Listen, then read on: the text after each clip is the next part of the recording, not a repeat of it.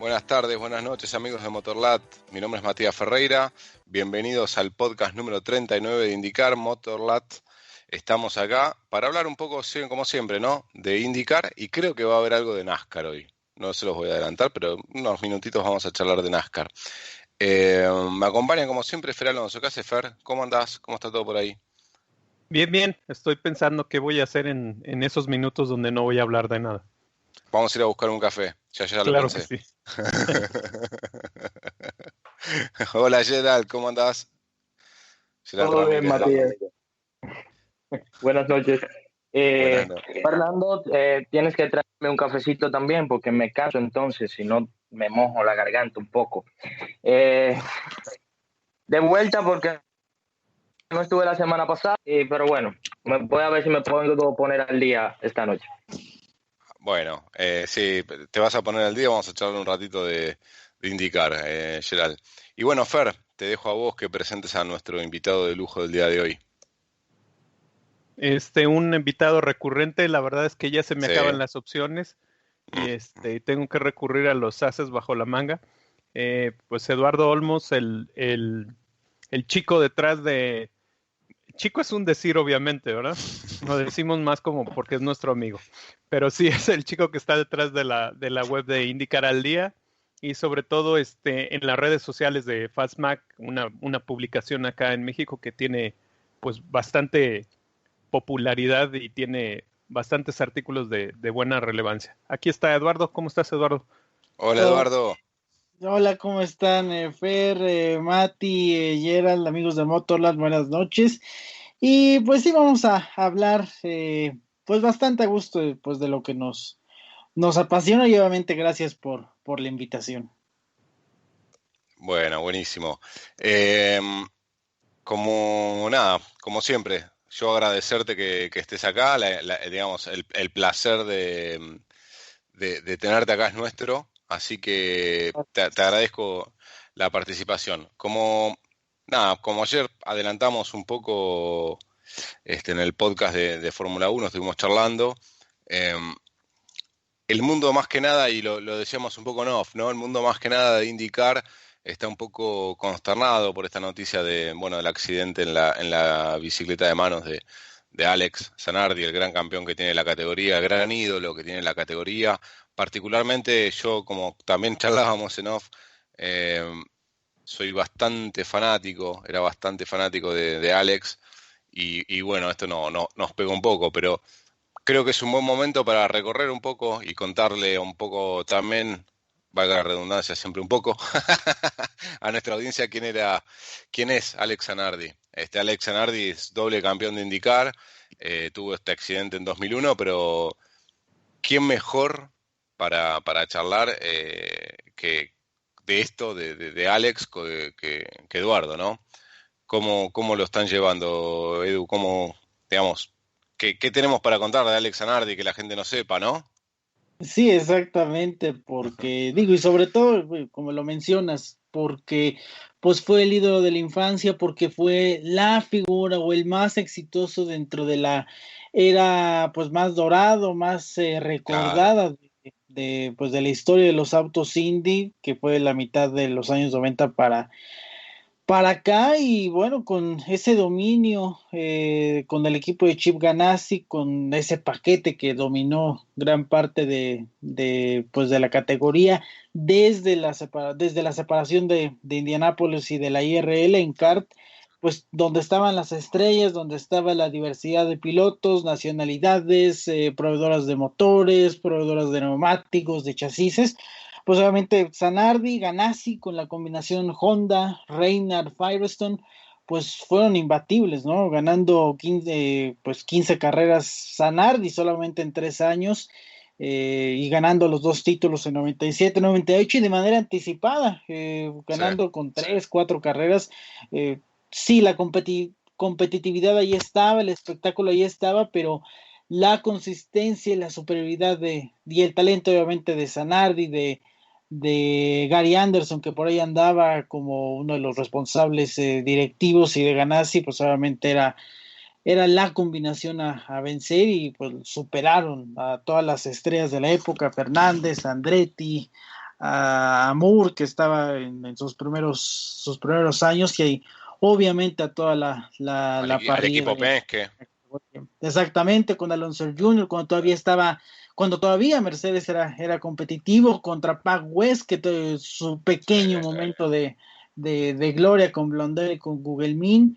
Entonces, de toda esa época, de toda esa alineación de grandes estrellas ex F1 y que se formaron ahí en Estados Unidos, pues obviamente Zanardi era pues el superior, el invencible y obviamente el carismático por la sonrisa, por la accesibilidad con la prensa, con los aficionados, todas las anécdotas que han contado los que cubrían la categoría en esa época, obviamente pues lo hace un poco más especial y un poco más pues personal la situación Sí. por la que atraviesan. También recordar que no solo estuvo en Ganassi, después de su etapa en Williams, pues regresó un año con Morris Nunn, que precisamente era el ingeniero que tenía en Ganassi y que se fue a formar su equipo. Ahí andaban bastante complicados. Ese año 2001, recordarás, no fue muy bueno. No eran competitivos, abandonos, accidentes, y casualmente lo que pasó en Lausitring, pues era bastante particular porque esa carrera la dominaron a placer tanto él como su coequipero en turno, que era Tony Kanaan. Lapearon casi a todo el pelotón, nada más que gastaron mucho combustible y sí tenían que hacer su última detención en los pits. La tenían dominada esa carrera en 1-2 asegurado, pero pues pasó lo que pasó, el accidente con Alex Tagliani y la amputación en sus piernas, pero bueno, desde ahí pues, nace otra figura, no solo la del campeón de kart, sino el atleta paralímpico que ganó medallas en Londres, que ganó medallas en Brasil, y que pues después de Niki Lauda creo que no hay otra historia de superación personal, ese espíritu tan optimista y de nunca rendirse que haya aparecido en el mundo del deporte. Tal cual, y ese espíritu de lucha, ¿no? Porque Zanardi dejó eso en el automovilismo, ese espíritu de lucha, de superación. Alex Zanardi, digamos, no la inventó, pero sí fue el que puso la costumbre de la dona al ganar la carrera como festejo. Recordamos Sí, que sí, en el 97 cuando ganaba hizo una dona y lo multaron. Lo sí, multaron dos exacto. veces, ¿cómo se llama? Digamos, las autoridades de carrera. Y fue tan suceso la dona que el público la pedía cada vez que ganaba Zanardi. O sea, hacía con el dedo el círculo, el círculo, el círculo, y Zanardi accedía y hacía la dona y con una sola mano en el volante y con la otra saludando. Me acuerdo perfecto, el ananá en el casco, en las cámaras on board, era clásico, y el tractorista, ¿no? Jorge Sí, Köcking lo claro. bautizó el tractorista en esa maniobra en el sacacorchos a Brian Herta, que creo que quedó en la memoria. O sea, creo que es una de las maniobras más audaces y espectaculares que nos dejó el automovilismo, la kart y de la mano del Zanardi. Así que eh, lo que a mí me queda para esperar es que sea otra lucha más de Alex y que lo tengamos de vuelta en un autódromo. Hay un video muy especial que volvió a girar en Alemania, se hizo 13 vueltas, faltaban 13 Claro. vueltas para que termine cuando tuve accidente aquella carrera, y le prepararon el auto y giró 13 vueltas y es muy emocionante ver ese video en YouTube. Sí. Así que nada, lo que nos queda a nosotros desde Motorlat es esperar un poco eso, ¿no? 2 veces campeón de IndyCar, como decía Eduardo, en el 97 digamos, no corrió la última carrera, pero igual fue campeón. En el 96, que fue el primer año, pues en el 95 había quedado libre de Fórmula 1, en el 96 fue a IndyCar y fue Rookie of the Year. O sea, para que cuando estaba el auto, Zanardi era imbatible, Fer. No, y sobre todo, eh, como tú bien decías, es una personalidad que, que siempre ha sido muy amable y como que una actitud siempre positiva. Recordando un poco donde ustedes se quedaron acerca después de lo que fue su accidente, le hacen la amputación de sus piernas. Yo recientemente estuve escuchando algunos podcasts donde donde él contaba parte de sus vivencias y se me hace muy interesante la manera en la que su cabeza funcionaba, ¿no? Sí. Donde siempre tenía ese espíritu por verle el lado positivo, no por el hecho de cancelar lo negativo, sino que rápidamente adoptaba esta idea de dónde era lo que él creía que le había pasado y hacia dónde se dirigía. Contaba que cuando su esposa, cuando despertó en el hospital y vio a su esposa, le dijo, ay, lo mejor es que pues, estoy vivo, voy a seguir vivo, y la esposa le decía, sí, el doctor nos dijo que tienes toda la posibilidad de seguir vivo, nada más que te tengo que contar que te tuvieron que amputar las piernas, ¿no? Y Zanardi decía que para él lo único que dijo, pues a mí lo que me importaba era saber que podía seguir vivo. Ya perder las piernas era otra cosa y yo lo único que quería era descansar, recuperarme para seguir adelante. Y habla un poco de cuando fue su regreso a las pistas, que fue en no recuerdo si ya entonces era el WTCC, Sí, Eduardo. WTCC. Sí. Entonces, cuando él hace su regreso, empieza a correr unas carreras y un periodista que era cercano a él le dice, oye, pues hiciste un trabajo muy bueno, o sea, te recuperaste y todo, pero pues yo creo que esto es un logro tan grande, no como que tú lograste hacer todo, pero, o sea, siempre guardando la distancia, dice, o sea, lo difícil es que no podrás hacer un maratón. Y entonces decía Zanardi que cuando el reportero amigo suyo le dijo, ¿cómo? ¿Crees que yo no puedo ganar un maratón?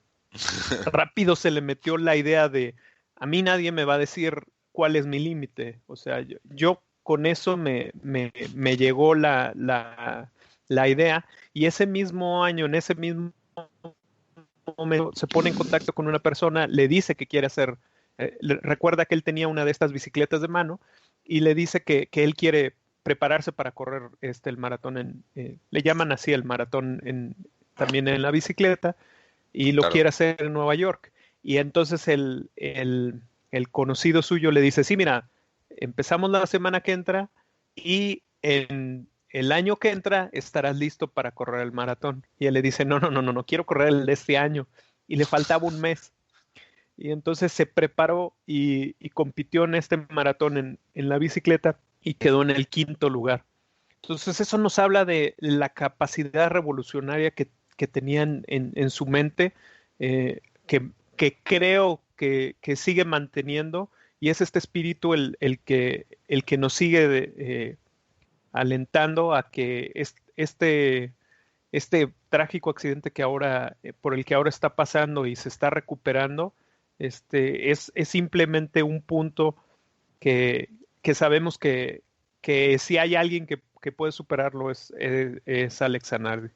Completamente de acuerdo, Fer. Si hay alguien que puede pasar por esto y volver a sorprendernos es Alex. Gerald, ¿querés Y agregar? sobre Sí, todo, quisiera nada más perdón. hacer un Sí, dale. punto.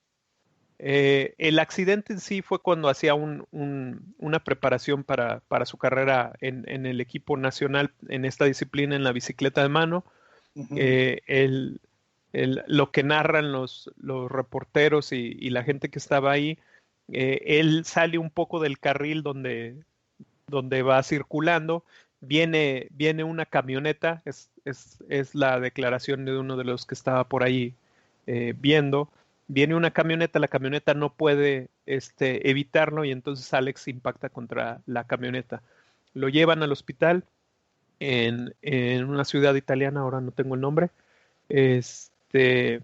lo llevan al hospital eh, de la Providencia de Siena, Santa María de Scote, es el nombre del Sí, hospital, y lo ingresan, le hacen una operación de las heridas que tiene son en el cráneo, en la boca, le hacen una operación del cráneo y boca, y entonces ahora está inducido en un coma, que lo que hace por procedimientos médicos, lo que buscan es que a través de inducir el coma, todas las exigencias del cuerpo se reducen y esto ayuda a que haya una circulación un poco más leve en el torrente sanguíneo en la cabeza, en, en la necesidad de oxígeno y esto se hace para que el cuerpo empiece a estabilizarse, no sufra tanto por los estragos del dolor de todo este procedimiento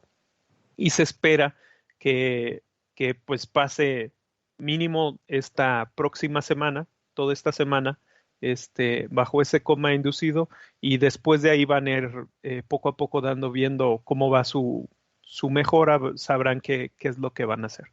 Así es. Correcto, Fer, bien completo. Gerald, ¿algo de Alex? Eras muy chiquito vos. Bastante, bastante. No eras, todavía no eras vos, ¿no? ¿No fue en 2001 su choque? Sí. Ya tenía un año. Pero no lo viste campeón, no lo viste manejar, salvo No, videos de YouTube. obviamente no. Pero sí cuando comencé a ver cosas del motorsport, sí vi, por ejemplo, el accidente de Earnhardt y también ahí al lado me salió el de Zanardi. Incluso cuando vi el video pensé que a él había muerto, pero cuando busqué acerca de él me sentí bastante aliviado, aunque perdió las piernas, pero de que aún estaba vivo. Y en estos días también me di cuenta que ese no fue el único choque fuerte por el que él tuvo que pasar. También tuvo uno en Fórmula 1, según vi. Sí, Sí, tuvo uno muy entonces, fuerte en Eau Rouge, con un Lotus. Sí. e incluso fue que le fallaron los frenos, no, que él fue directamente hacia la pared. Entonces, pensando en eso, esta es la tercera tragedia que pasa con Alex. Y cada uno de nosotros espera que supere esta también, porque realmente el hombre es Superman, definitivamente. No importa lo que pase, él sigue adelante. Tiene ese choque en Fórmula 1, va a kart, es campeón, pierde las piernas, se vuelve un atleta paralímpico y gana medallas de oro. Sí. Y gana medallas. Entonces el hombre es un luchador, nunca se rinde. Es un ejemplo a seguir para todos nosotros. Y bueno, esperemos que pueda salir de esta también. Eso es lo que esperamos todos. Tal cual, un ejemplo, un gran ejemplo adentro y fuera de la pista. Como para cerrar, no sé si Edu querés agregar algo más. Yo creo que con esto estamos y obviamente le mandamos un abrazo enorme a Alex, a la familia y fuerzas desde acá. Sí, nada más, bueno, un par de cosas que decían por ahí los rumores que llevaba su celular a la hora pues del accidente. Eso es totalmente falso. Quienes iban con él aseguran que fue que perdió el control y que, bueno, afortunadamente no es un caso similar al otro caso infortunado que sabemos, el de Michael Schumacher, lo que pasó en 2013, pero que sí la prioridad es ver pues qué tanto daño hay, no a nivel neurológico, pero en las lesiones pues en el cráneo. Claro, bueno, pero el pronóstico es reservado, pero está estable, así que nada, tú quieres cerrar, pero quisiera yo recordar algo que también escuché ahorita. Si recordamos otro de los accidentes que fue muy, como muy publicitado y también porque fue muy reciente, es el caso de Billy Monger. Es este chico británico que también tuvo un accidente donde también sufrió amputación de sus piernas y que Alex Zanardi tuvo la oportunidad de estar con él, de platicar un poco yo creo que sobre todo es de crear algo, un vínculo entre dos personas que han pasado por lo mismo. Y en esta entrevista donde lo escuchaba decía que para él se le hacía algo como muy rescatable el hecho de que él haya tenido que pasar por todo esto y ayudarle a personas como Billy para que ahora él afronte todo esto de una manera completamente diferente, porque él decía que cuando fue su accidente y empezó a tener las primeras vueltas en un automóvil, recuerda que en una curva se salió y dio un trompo. Es una salida normal de pista, trompé el auto y queda detenido el auto. Entonces yo no regreso rápidamente a pista, estoy pues checando que todo está bien. Dice, pero llegan las emergencias como si en verdad fuera un choque, una cosa bastante Sí, grande. grave. Entonces, Sí. al final de la práctica dice que en lugar de que todos los periodistas empezaran a tratarlo como cualquier otro piloto, preguntarle, oye, ¿qué te pasó? Te equivocaste, hiciste esto, otro. Todos casi creo que le aplaudían, ¿no? Y le decían, no, que vemos muy bien, que regresaste y lo intentas y todo. Y él decía, para mí eso no me servía. Yo lo que necesitaba era que me volvieran a integrar al mundo de la competición y sentirme así, porque eso era lo que yo quería hacer. Y decía en el caso de Billy, porque decía que le parecía muy bien que ahora tanto fue así con los, no sé cómo se le llaman, las piernas prostéticas, no Sí, Sí, las prótesis. postizas, las prótesis. las prótesis, que ahora la FIA automáticamente permitía que hiciera este tipo de pruebas de entrar, salir del auto, de subirse, de probar, de hacer vueltas, que él veía que en una categoría como estas en el pasado hubiera sido casi imposible que la FIA accediera a que él volviera a correr, que él creía que todo lo que había pasado, Alex, en toda esta situación, había ayudado sobre todo este tipo de cosas. Y creo que sí es cierto, o sea, si Alex Zanardi no hubiera superado todo lo que superó, a lo mejor nosotros lo veríamos como algo realmente imposible. Y yo creo que ese es uno pues de los ejemplos vivos que tenemos con él, de que si pasó todo esto y tienes vuelvo a hacer el énfasis en que la mentalidad que tienes de esa manera, creo que esto vuelve a ser un accidente grave, pero sí debe de tener un componente de él pues inconscientemente a lo mejor su cuerpo está preparado para este tipo de situaciones al límite. Ojalá, Fer. Ojalá. Así que pasemos de tema y bueno, creo que lo que ya dijimos, ¿no? Todas las fuerzas de acá para Alex, que representa todo esto que acabamos de decir para nosotros. Tratando de dar un poco de vuelta a la página, estamos a 13 días del Indianapolis GP. Sabemos que el Indianapolis GP va a ser sin público, pero bueno, empezó la temporada de IndyCar, empezó en un óvalo, cosa que no pasaba desde hacía mucho tiempo, y tuvimos carrera.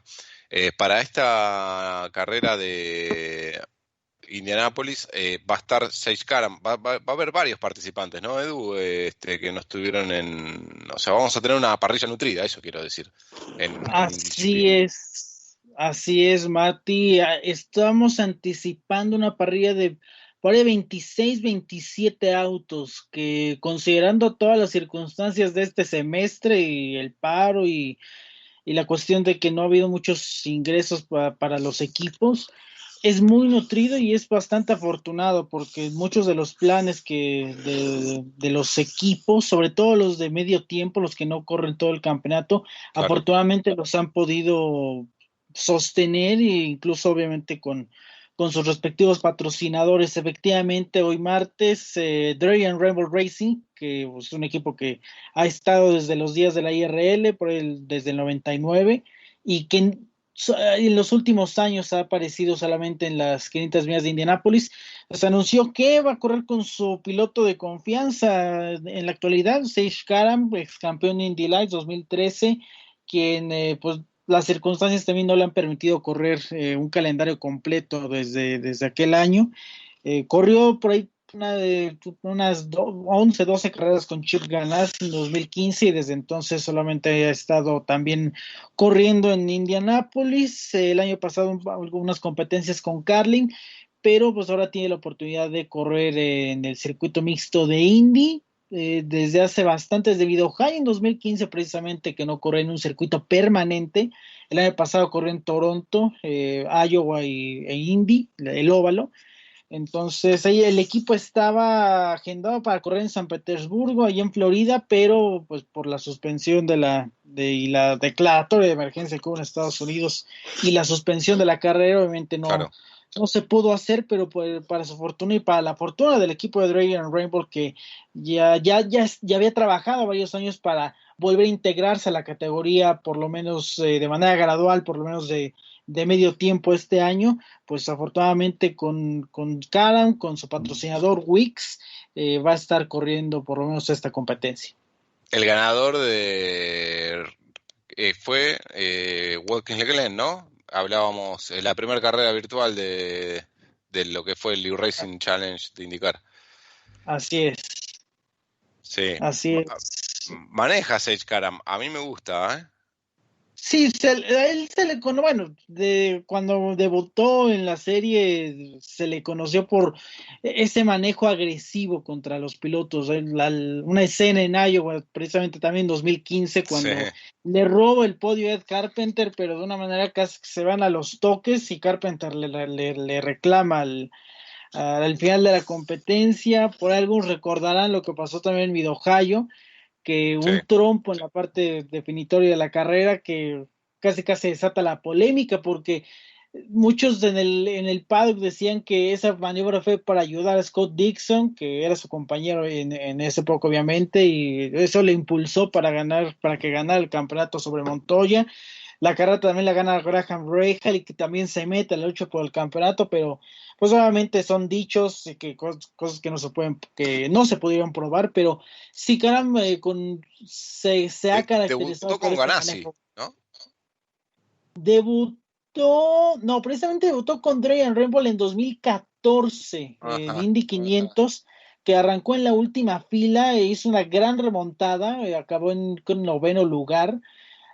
Lástima que corrió Kurt Busch ese año, si no le hubieran dado el título de novato del año a él. A Busch le dieron ese trofeo porque él estuvo corriendo todo el día enfrente, pero tuvo una gran remontada ese día y también se ganó muchos bonos en esa época para después correr con Ganassi.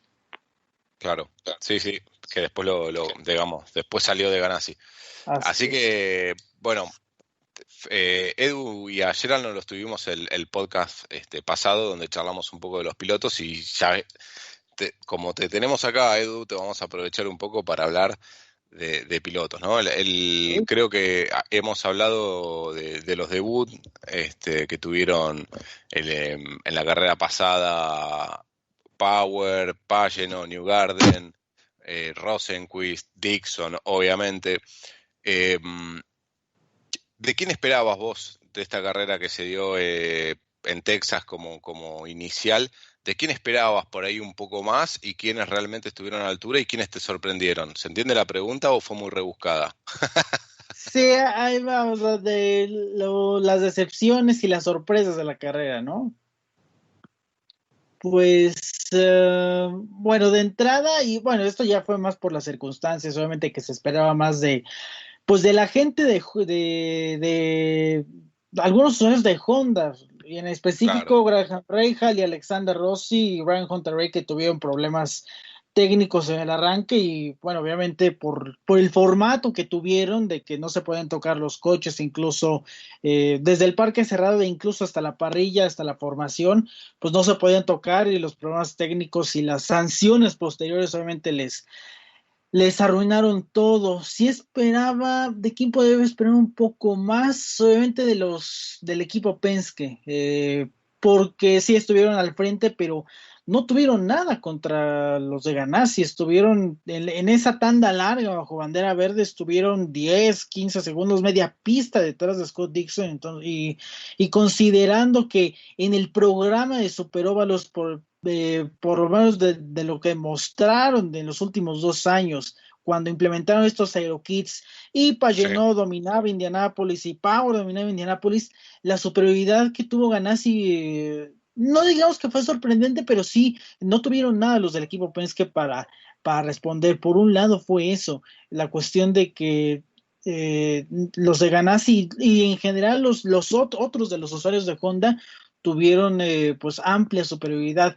Sí fue una gran sorpresa y una sorpresa muy agradable la actuación de Rosenqvist. porque Sí, recordemos que el año pasado se le complicó muchísimo en los óvalos, los accidentes, sobre todo que tuvo en Indianápolis, en la práctica que lo continuó a arrancar mal y a sufrirla para calificar a la carrera, arrancó por ahí del 28, 29. Sí se iba recuperando después, pero bueno, se involucra en el accidente de Ray Haliburton, pero y fuera de ello, pues no lució en los óvalos. En Texas el año pasado desaparecido, igualmente en Iowa una actuación terrible la que él y el equipo tuvieron. Gateway por ahí tuvo una actuación más o menos bien, nada más que las banderas amarillas ahí jugaron en su contra, pero de las sorpresas agradables obviamente de esa competencia sí fue, eh, me inclino totalmente a lo de Rosenqvist. Otra gran sorpresa fue la de Zach Vick, que corrió muy mal el año pasado y ahora pues acabó siendo el mejor de los de Andretti. A lo mejor también hubiera esperado un poco más de Colton Herta después de lo que mostró el año pasado.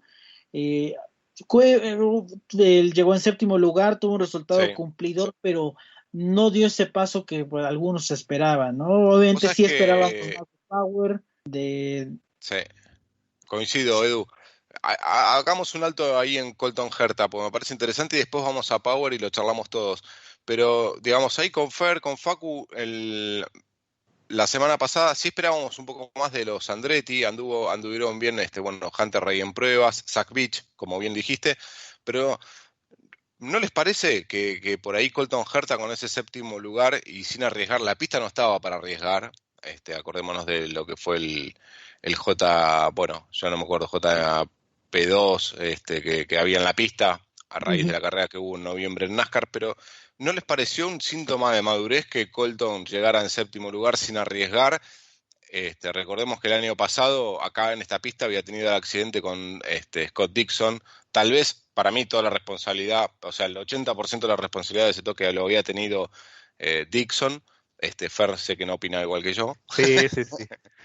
Este, pero para mí sí fue, y debatámoslo entre los cuatro, para mí sí fue un síntoma de madurez de Colton Herta llegar en séptimo lugar sin arriesgar y sumando esos puntos que son valiosos al final del día. Al final del año obviamente más. Sí, claro, por lo que decías, sí, obviamente porque pues la gente va tomando ritmo, ¿no? En algunos casos, precisamente en el de Herta, pues era la primera carrera como tal o de manera oficial, como parte del equipo de Andretti, y obviamente cuando llegas a un equipo nuevo, sí tienes los ingenieros con los que trabajaste el año pasado, en el caso de Colton, pero pues el chiste era volver a aclimatarse o acumular la mayor cantidad de kilómetros, sentirte o encontrar esa comodidad en el coche y obviamente eso implica Claro, no cometer errores, ¿no? Y eso se aplica a todos los participantes. Por tantos meses sin correr, la incertidumbre de los compuestos de Firestone, que esos eran unos que se habían construido el año pasado, que esos se mantuvieron de reserva, el debut del aeroscreen, las altas temperaturas y obviamente pues la cuestión de cómo iban a manejar y lo agresivo que iban a manejar pues los coches, ¿no? Y obviamente está la cuestión de ese riesgo de cometer errores pues de uno, ¿no? O errores personales en los pits, alguna pérdida de control de coche, entonces digo, todos esos factores que se juntan y obviamente pues no quieres cometer el riesgo, ¿no? claro, totalmente. Creo que también hay que, o sea, avanzando un poco en el sentido de algo que yo creo que es importante discutir ahora que estamos aquí contigo, Eduardo, es que yo planteaba no recuerdo si hace un par de programas o solamente el programa pasado, que yo decía que hay dos pilotos en Andretti que están realmente con una presión importante. El caso de Alexander Rossi, que viene siendo un piloto de primera línea, pero que la presión cada vez es más alta para que sea siempre protagonista, no importando si se le apague el coche, tiene que verse que está recuperando puestos, se le tiene que ver agresivo. Y en el caso que yo decía de Herta, que, que yo mencionaba que a mí se me hace que Herta no le parece nada negociable el hecho de quedar fuera de un podio o no estar peleando por las victorias. Y a lo que quería ir aquí, oír tu opinión, Eduardo, ¿es en verdad este año un año importante tanto para Hertha y Rossi en ese sentido? ¿O de nuevo Hertha tiene como este pase libre porque vuelve a ser el novato que llega al equipo grande? En el caso de Rossi es definitivo que está la presión y la respuesta es, pues es muy simple, la cuestión de que fue contendiente al título los 2 últimos años y los perdió. Por una u otra razón, en la carrera final no pudo pelear contra Dixon por un incidente en el arranque y el año pasado fue muy fuerte en la primera mitad del año, pero se cayó en la segunda mitad de la temporada. Sea por accidente, sea por rendimiento, no pudo aguantar el ritmo de Newgarden y no pudo pelearle de la manera en la que él hubiera querido en las últimas carreras. Entonces, la presión la tiene Rossi en la cuestión de que él sabe que puede pelear por el título, él sabe que se ganó a pulso en estos años la condición de líder del equipo, y entonces errores como lo que pasó en Indianápolis el año pasado y en otras carreras en los pits, se los ha trabajado, pero ahora surgen los errores como lo que pasó en Texas, ¿no? Entonces, no puede, se va a sentir presionado, pero por la cuestión de que no puede cometer errores y necesita todos los puntos posibles para llegar al final de la campaña como contendiente. De Hertha no tanto, porque digo, ya vimos que él sabe ganar carreras, que es joven, que es talentoso y que tienen mucho, yo estoy seguro que tiene mucho más apoyo en este momento dentro del equipo que Marco Andrés.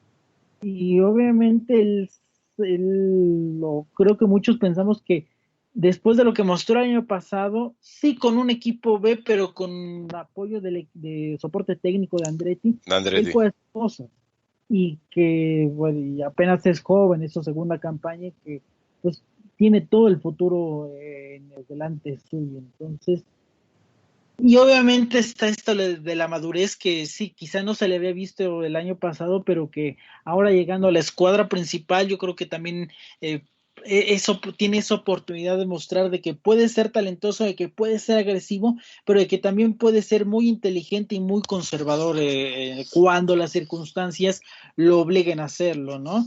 Claro, Ahí yo cuando sí, no tenga el medio. sí, exacto. Y Claro. es sumar puntos, y obviamente desde el principio de año él decía que él va a aspirar al campeonato si se puede, pero es seguir acumulando experiencia y manejar las cosas como se le presentan en cada carrera. Sí, y Alex Rossi y Gerald, yo sé que a vos te gusta mucho Alex y digamos, siempre es uno de tus candidatos, lo hemos platicado bastante acá, pero Sí. Facu tuvo un análisis el lunes pasado, el martes pasado, le mandamos un abrazo a Facu y no pudo estar con nosotros, que es, se relajó cuando se terminaron los rumores de que no iba a ir a Penske. ¿Se acuerdan que estaban los rumores de Rossi a Penske hasta mitad de año? Y Sí. una vez que firmó con Andretti, perdón, es como que se relajó Rossi. ¿O dio esa impresión? ¿Vos estás de acuerdo con este análisis, Gerald? Y después lo vemos con Edu.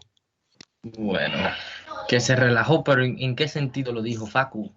Fíjate Ese que es cayó el rendimiento, como dice Edu, digamos, pasó la mitad del 2019 y el rendimiento de Alex Rossi fue, digamos, hacia abajo. O sea, empezó muy arriba y fue hacia abajo, como al revés. Empezó, por ejemplo, Pagano, que fue de menor a mayor. Creo que Rossi fue de mayor a menor y esto fue, tal vez le jugó, ¿no? Esto digamos, de los rumores, de no firmar, de la incertidumbre.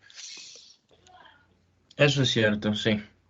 Tiene lógica ese análisis, porque es cierto, en la segunda mitad ya Rossi no, ni siquiera era contendiente a victorias, como normalmente era al principio. Incluso yo estaba harto ya de que llegara tanto en la segunda posición.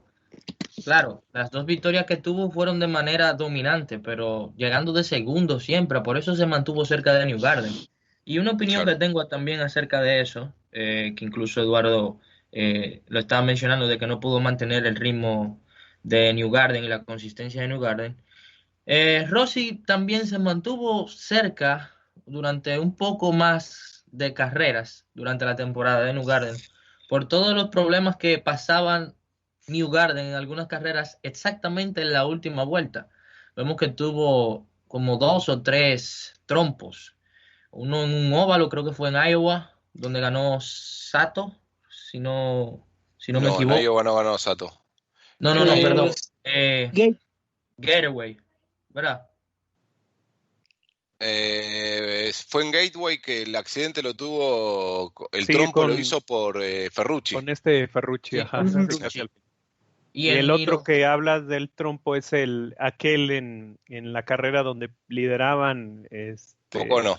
Rosenqvist. Largaban en. No, en Rosenqvist y Mid-Ohio. Dixon. En la última Que- vuelta en Mid-Ohio. Exactamente, Ah, que ahí no sé qué se le intenta meter a la mitad del auto si de mal no recuerdo, fue de Hunter Ray. Hunter Ray. Sí, de Hunter Ray. Hunter Ray. Y esos dos errores tiene razón, fueron así demasiado pesados. muy pesado, porque incluso en Getaway, Rossi estaba muy atrás de él. Y al final, en la última curva, Rossi lo supera llegando a la línea de meta. Entonces eso mantuvo a Rossi más cerca de New Garden. Aún así, no se pudo mantener cerca. Tanto así que Pagenaud fue el que quedó segundo al final de temporada, algo que no pensábamos Sí, que iba a pasar luego tal del cual. inicio que tuvo Pagenaud. Realmente Pagenaud vino a tener vida fue en mayo completamente, Sí, cuando llegamos a los fines de semana de Indianápolis. Después de ahí, el rival directo de Rossi dejó de ser New Garden, era el mismo Pagenaud. Entonces, ya ahí vemos la bajada de rendimiento que pasó con Rossi.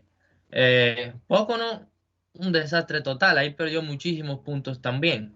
Entonces, al final de temporada, eh, no era el mismo Rossi que comenzó el 2019. Así que tiene lógica el Ahí, pensar que ahí hay que se una haya cosa relajado por contrato. ¿Cómo? que ahí hay una cosa que como que me quedé pensando de lo que hablábamos la semana pasada, y pues qué mejor que ustedes den su opinión fresca. Es que por lo nuevo que estamos, es una sola carrera que ha pasado. Podemos hablar de ciertos contendientes que tienen las características suficientes para mostrarse este año. Pero, ¿quién podrían mencionar ustedes como ese piloto que se ve que tiene todas las posibilidades de mostrarse como una verdadera potencia en la categoría este año? Mm, Bueno, a mi mente solamente me llega Erta. Mm, Solamente me llega Erta.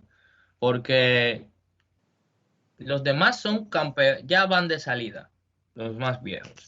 Los campeones pasados, por ejemplo, en el caso de Hunter Ray, el hombre no ha estado haciendo nada. Entonces, eh, eh, tampoco esperaría algo de él en este año. Ojalá y me tape la boca, obviamente, pero no veo nada de él este año realmente. Eh, ¿A Rossi no lo pones como candidato, Gerald? Bueno, es que habría que ver cómo continúa en las próximas carreras. A ver cómo corre en Pero vos querés el el... diario del lunes para dar tu opinión. Ajá. Bueno, pero tengo que ver, por ejemplo, cómo le va en el GP de Indianápolis, porque el año pasado lo hizo fatal en ese GP. Ni siquiera tuvo top 15, fue completamente en la parte de atrás todo el tiempo. Y ni en la lluvia pudo descontar nada. Incluso cuando llegó la lluvia, ahí fue que perdió más posiciones. Parece que eso Claro. es una de sus debilidades. A diferencia de Pyron. Kriptonitas, Bueno, claro. La kriptonita de Rossi. Che, y la bueno, lluvia. vayamos a un punto que tocó Edu y le doy la palabra a él. Will Power, ¿no? Que tuvo otro muy flojo 2019, errores propios, errores del equipo y fallas mecánicas en el auto. Vale recordar Austin, que tuvo una falla mecánica, después errores propios en el óvalo de Iowa, después errores del equipo en esa carrera de Detroit donde le ajustan mal un neumático, pero tuvo un año muy flojo el año pasado y parece seguir en la misma línea, Edu. Sí, y ahora el pretexto de la semana fue que se le paró el coche en los pits. No iba corriendo mal, digo, a la altura de sus compañeros, pero Una de las detenciones creo que fue bandera amarilla y que lo echó para atrás y no pudo recuperar obviamente por las circunstancias de la pista y demás, pero sí otra vez atacando la inconsistencia para al equipo del australiano.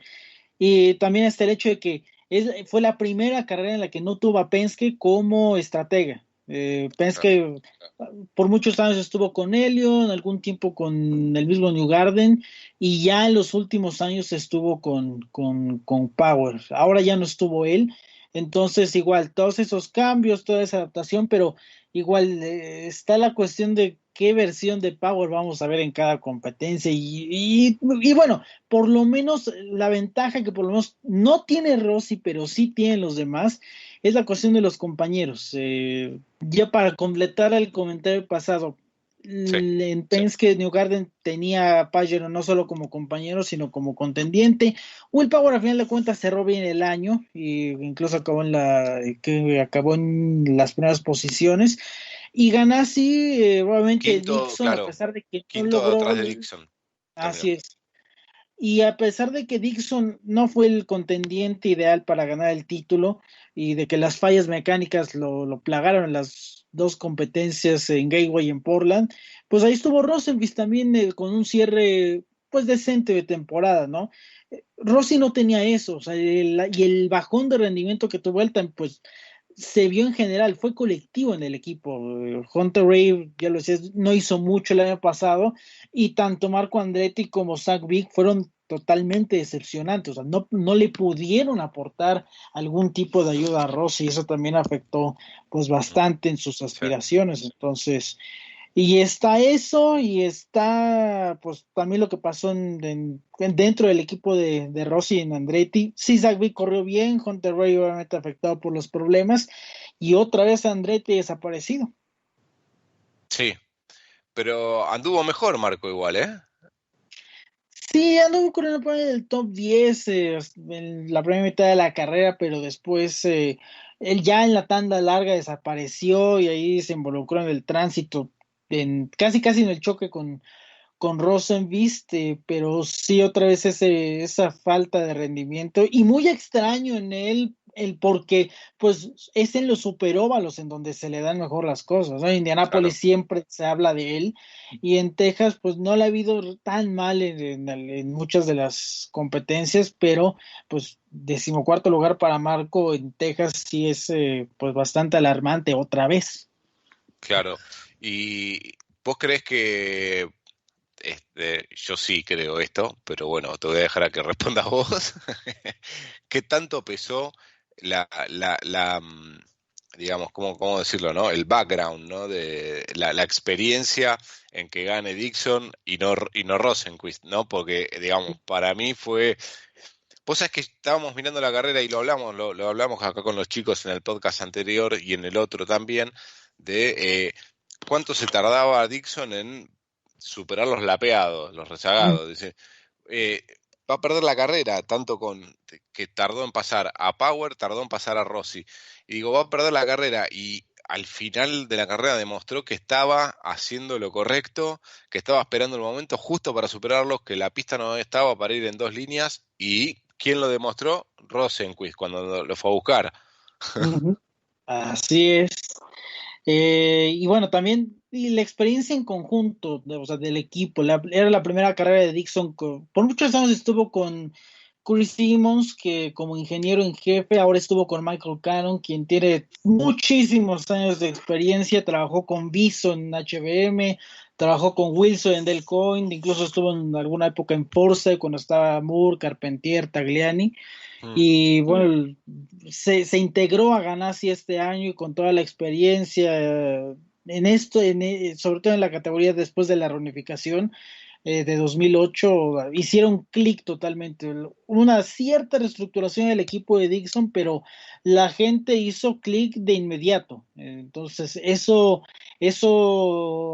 habla de un equipo muy estructurado y con el liderazgo de un piloto tan veterano como Dixon, que bueno, ya tiene 47 victorias, entonces sí, eso habla mucho bien de la experiencia. Y obviamente Rosenqvist, que sí está en su segundo año, que no sé si ya tenga la presión de necesitar una victoria, pero insisto, la actuación que tuvo él fue Sí, fue muy interesante. brillante. Y bueno, Fer, candidato, ¿no? El equipo Ganassi. De hecho, esa era la La pregunta que le reflexión. quería hacer. La pregunta que le quería hacer a Eduardo, porque así como bien le decía a Gerardo, y Gerardo dice que Hertha, ¿tú en verdad crees que otra vez tenemos a Dixon eh, en ese resurgimiento, o es simplemente el piloto que siempre está ahí y hay alguien más que se perfila como uno de los candidatos para este año, Eduardo? Mira, a pesar de que las circunstancias fueron muy especiales por formato de un día, óvalo y demás, en donde la experiencia valía mucho, yo creo que sigue Dixon va a ser el piloto a batir, porque igual todavía no hemos visto el potencial de los pilotos y los equipos en circuitos mixtos, pero ahí la experiencia va a volver a valer. Y incluso Quinzadato mejora los formatos de fin de semana, lo que se va a implementar en Iowa, en Earhart Lake, ahí la experiencia va a valer. Entonces, Dixon es, yo creo que, digo, después de lo mostrado, o sea, sí va a ser favorito, va a depender mucho de que no tengan los errores o los problemas del año pasado, pero yo creo que sí va a estar un paso más adelante que el resto de los pilotos, pero igual, Newgarden va a estar ahí, Pagenaud va a estar ahí, el mismo Rossi, si se, después de lo que se vio con Vic, yo creo que va a haber un poco de más aporte de parte de Vic y de Hunter Ray para el rendimiento colectivo del equipo y obviamente lo de Hertha, ¿no? Entonces van a estar ellos cinco, Rossi, Hertha, va a estar Dixon peleando, va a estar Pagenaud y va a estar Newgarden por el campeonato. Sí, yo me Estamos anoto, descontando a o sea, Power, ¿eh? sí.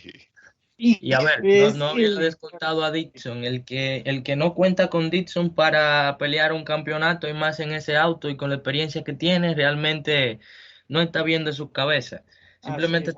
dije lo de Herta porque, bueno, a subir otro contendiente al campeonato. El mismo Dixon fue por todas las eh, desfortunas que tuvo el año pasado, pero independientemente eh, generalmente corrió muy bien.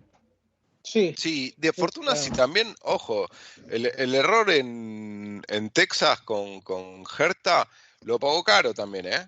Porque estaban en cuarto, en tercero cuarto luchando. De Ujú. hecho, Hertha quería ir para el primero, o sea, por eso se apura a pasarlo.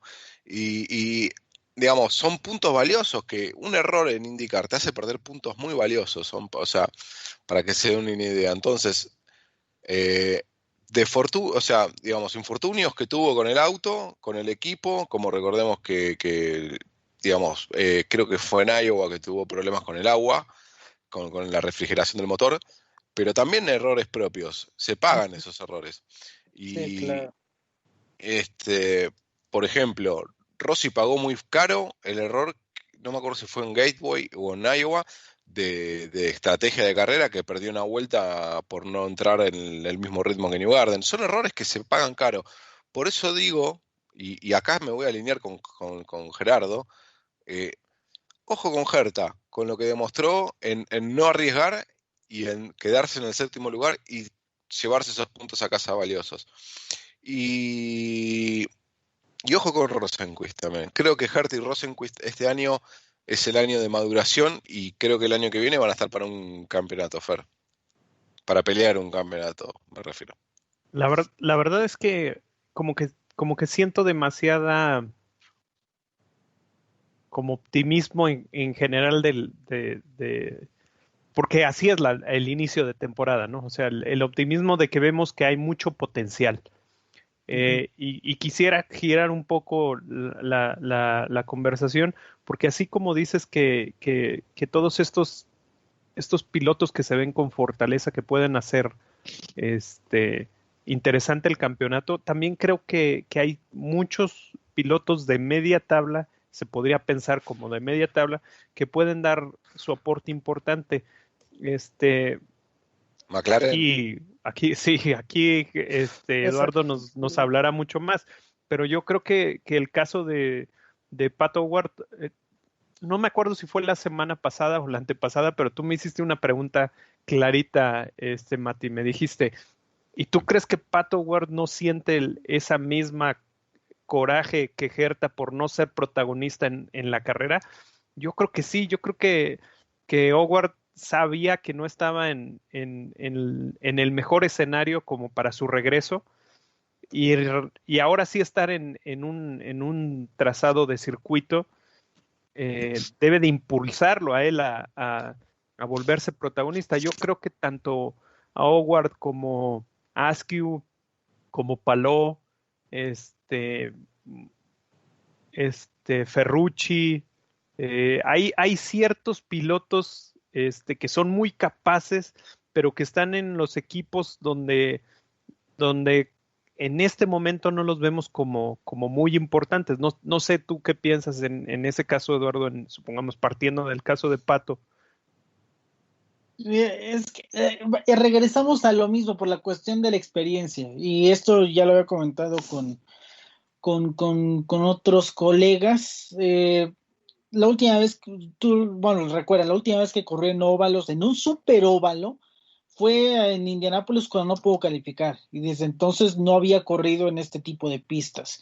Más está la suma de que llega un equipo nuevo y un equipo que se estructuró en cuanto a personal, que trajeron a ingenieros de mismo Coin, de mismo Ganassi, de otros equipos. Entonces está eso,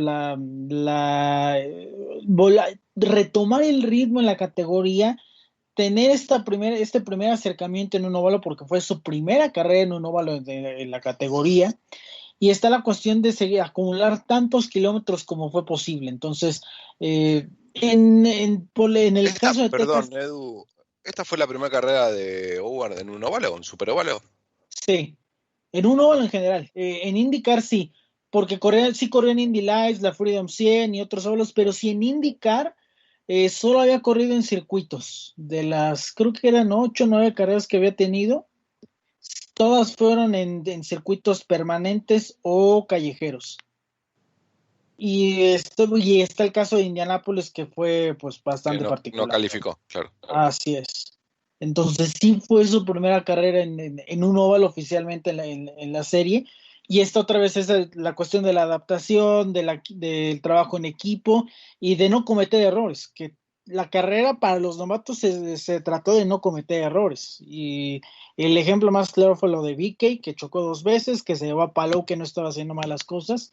No. Y está lo de Pato, que fue un error en los pits, se pasó un poquito en la entrada, precisamente la bandera amarilla que provocaron Palou y VK, perdió ahí 2, 3 posiciones, y por la cuestión de la tanda larga, de que no se podía rebasar, no pudo avanzar mucho y dependió del accidente de Rosenqvist y de errores de otros, de Ericsson, que se quedó sin combustible, y eso le permitió avanzar lugares. Pero sí, igual, vamos a lo mismo, que fueron circunstancias muy especiales y muy particulares para esa carrera, pero ya conociendo el potencial que tiene Howard, conociendo el potencial que tiene Askew en circuitos mixtos, que ganaron muchas carreras en Indy Lights en los últimos años, yo creo que ahí sí van a dar un paso más adelante y que van a poder pelear de manera más consistente con los contendientes regulares. Bien. ¿Y cómo ves el caso, supongamos? Yo creo que a nivel hispanohablantes, habemos muchos que creemos que Palou está para cosas mucho más interesantes. ¿Tú lo ves también como lo que fue a lo mejor Santino Ferrucci la temporada pasada? ¿Tú crees que Palou puede estar como para ese tipo de demostraciones?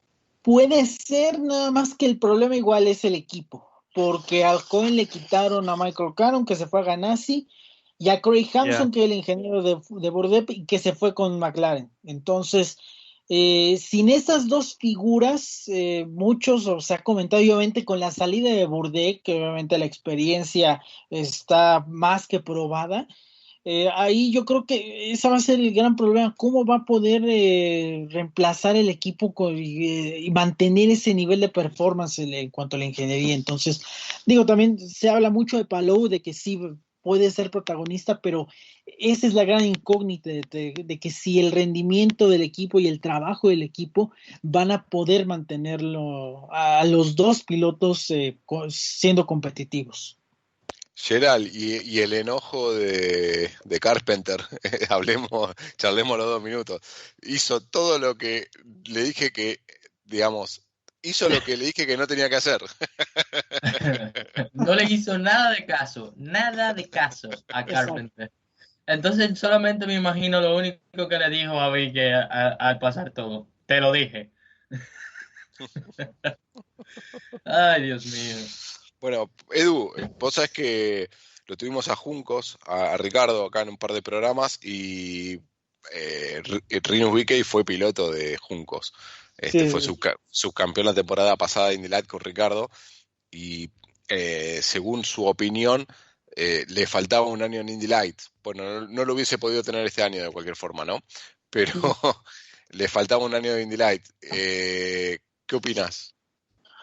probablemente, porque igual sí, creo que sí por la cuestión de que avanzó muy rápido el camino a Indy. Sí ganó carreras, pero igual le faltó ese paso para ponerse al tú a tú con Askew. Y obviamente está la cuestión de que, pues, y también tengo, precisamente la misma razón, le tengo algunas dudas de Askew porque el nivel que mostró en Delights el año pasado no era comparable al que tenía la categoría en 2018 cuando compitieron Howard y Herta. Sí, tenían a Urrutia, tenían a Franzoni y los compañeros de Herta y Howard eran muy buenos, pero el año pasado entre que no hubo muchos coches y el nivel decayó muchísimo. Ahí es un punto muy difícil para analizar pues el rendimiento verdadero de los pilotos. Por eso todavía soy un poco escéptico con Askew. Y sí, la cuestión de lo de VeeKay, pero bueno, para su fortuna el VeeKay sí está compitiendo este año, algo que no van a poder decir pues los que se quedaron con las ganas de correr en Delights y que ahora están Sí. pues en otras series. Bueno. Y curioso el caso, creo, no sé si ya hemos tocado este tema, pero también tiene que ver mucho el entorno que tiene Rinus, ¿no? Para la gente que no sepa, su padre, aparte de ayudarlo demasiado con los aportes económicos y con sus contactos para generar patrocinios, su padre también pues tiene un gran interés de que su hijo empiece a resaltar, a llegar a esas categorías grandes porque creo que ya lo habíamos comentado aquí, pero o sea, Rinus ya se subió a coches de Fórmula 1 de años, hace 10, 15 años, pero ya los ha probado en circuitos europeos. O sea, es un chico en el que ha tenido una preparación como en demasía. A lo mejor, como nos decía Ricardo Juncos, le hace falta todavía muchos detalles para crecer, pero también tiene que ver mucho con su entorno, más que con él en sí. O sea, Sí. no, creo que se me había olvidado por un momento, pero el año pasado yo tuve bastante tiempo para platicar con Rinus y me di cuenta que no es el típico muchachito que tiene dinero y que pues se sabe, ¿no? O sea, se sabe que va a llegar a la categoría grande, sino en verdad él sí tiene un hambre, un deseo, pero también puede ser que sea ese el entorno el que lo está haciendo irse demasiado rápido, ¿no? Y, y, y creo que sí sea bastante bueno el hecho de que se encuentre alguien como Carpenter que diga, ok, pues está muy bien todo lo que traes, pero necesitas seguir ciertos puntos y ponerle atención. Sí, claro, y aparte, completando lo de la cuestión del entorno, el patrocinador que tiene presencia aquí, que tiene presencia en Fórmula 1 y la cuestión de eso, la presencia de pilotos holandeses, pues, en las máximas esperas de las categorías, ¿no? La cuestión de Verstappen, que bueno, ya sabemos todo lo que ha hecho, y la cuestión de que está el potencial de que pueda ser algo análogo, algo similar, pero dentro de sus limitaciones, de pelear por el título de novato del año y que sorprende en alguna que otra carrera, y que pues los ojos de los holandeses también vean el potencial que hay en él y el potencial de la categoría, ¿no?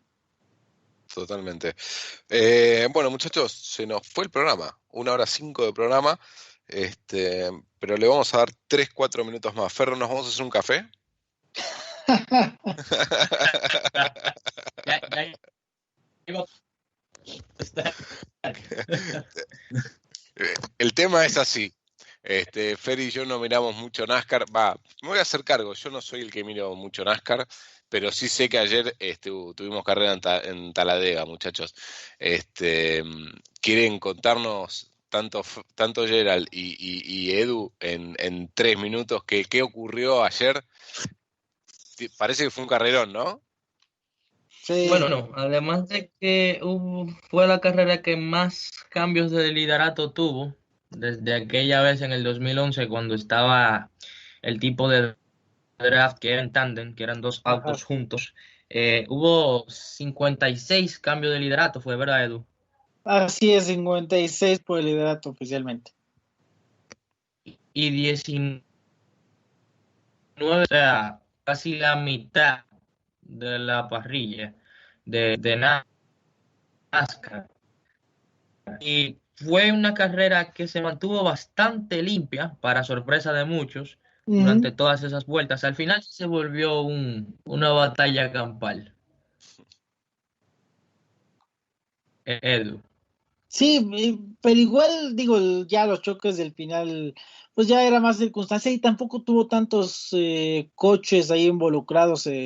Lo de la Yo y otros no eran muchos, y ya lo del final tampoco era No hubo como Big lo que One. habíamos visto en los últimos años. Ajá, los Big Ones masivos, pero sí fue una carrera bastante entretenida, bastante dinámica, a pesar de que no hubo prácticas y calificación y habían implementado algunos cambios técnicos, pero que, digo, sí redujeron las velocidades y en pro de la seguridad después de lo que pasó con Newman, pero igual no se notó tanto la cuestión de la velocidad, porque fue muy dinámico. No, tampoco vi mucho que los motoristas trabajaran tanto como en otras ocasiones. Sí, los Red que trabajaron y controlaron prácticamente toda la carrera. Los de Toyota por ahí estuvieron dispersos, los de Hendrick y los de Chevy tuvieron sus momentos, pero sí fue una carrera bastante entretenida, bastante dinámica, y que sí, resultó muy limpia y con un final pues dramático a su fin, hasta el final, Blaine ahí bloqueando todo lo que podía, y pues amarró la victoria, la segunda consecutiva en esa pista.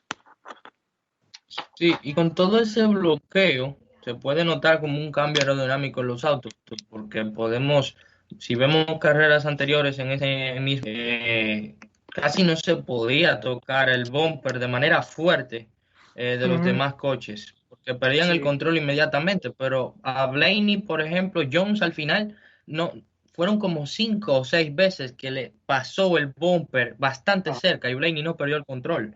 Claro, Sí, estuvo a punto exacto. de perder la carrera, obviamente, Sí, sí, pero sí. El famoso slingshot, o sea, el efecto, o sea, todo el impulso que toma un auto de atrás para poder rebasar a otro, no fue tanto como lo que pasó en Daytona, y eso ayudó mucho también a la dinámica de la carrera. Y también le permitió mucho a Jones, pues, buscar por arriba, por abajo, muchas veces en la última vuelta, para tratar de rebasar a Blaney. Ya Blaney le cierra la puerta en los últimos metros, ahí se forma el pandemonium, pero sí acertaron mucho con los cambios técnicos que se implementaron para la carrera. Y curioso y que al momento de que uno ve las noticias, como bien decía Mati, pues uno que sabe dos, tres cosas acerca de la categoría, se acerca a ver cuál fue el resultado y todo el mundo hablaba. Yo tenía un grupo de WhatsApp que cómo daban lata con esa carrera, pero cuando veo la foto o sea, la foto del cruce de meta, dices, wow, quiero ver esta repetición, un resumen, lo que sea. Si así fue el cierre de la carrera, quiere decir que estuvo peleadísimo, ¿no? Yo creo que también eso hace que, si de por sí había poca atención en otros deportes, y esto ayuda a que los fanáticos se involucren, este tipo de situaciones como ese cierre, como bien relataban ustedes, con los choques en los extremos del pelotón y aquel que va ganando pegadito al segundo, que generan una expectativa completamente diferente. Uh-huh. Claro. Así mismo es. Y si te fijas, Fer, no sé si te fijaste cuando viste el final, el que llegó en la tercera posición ni siquiera iba con el carro completamente derecho hacia adelante, iba en la vía de la manera contraria. Pasó la línea de meta mirando hacia atrás. Cualquier persona que no le guste ese tipo de carros va a decir, esto es una montonera nada más así. Y pasar de un Fórmula a ver que cruza un auto marcha atrás es como muy de película, ¿no? Es como... Exacto. Bueno, muchachos, 1:10 de programa. Edu, gracias como siempre por acompañarnos. Eduardo Olmos, reconocido periodista, seguidor de IndyCar, editor en jefe de IndyCar al Día, escribe también para IndyCar en español, o sea, lo que es IndyCar Latinoamérica, ¿verdad, Edu? Así es, ocasionalmente ahí estamos también. Y obviamente FastMag, Y acá en FastMag, México. correcto. Así que te queremos agradecer al haber estado nuevamente con nosotros y obviamente, digamos, tenemos un audio muy nutrido, así que te van a llevar nuestras invitaciones, Edu.